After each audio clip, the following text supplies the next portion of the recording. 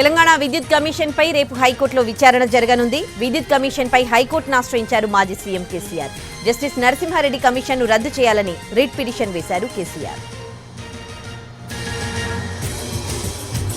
ఛత్తీస్గఢ్ విద్యుత్ కొనుగోళ్లలో జరిగిన అక్రమాలపై విచారణకు రాష్ట్ర ప్రభుత్వ కమిషన్ ఏర్పాటు చేసింది. అయితే ఆ కమిషన్ ఏర్పాటు సహజ న్యాయ సూత్రాలకు విరుద్ధంగా ఉందని కేసీఆర్ తన పిటిషన్లో పేర్కొన్నారు. ఛత్తీస్గఢ్ నుంచి నిబంధనల మేరకే విద్యుత్ కొనుగోలు జరిగిందని స్పష్టం చేశారు. జస్టిస్ నరసింహారెడ్డి ప్రెస్ మీట్ పెట్టి ఏకపక్షంగా వ్యవహరించారని పిటిషన్లో తెలిపారు. ప్రతివాదులుగా విద్యుత్ కమిషన్, జస్టిస్ నరసింహారెడ్డి విద్యుత్ శాఖను ప్రస్తావించారు.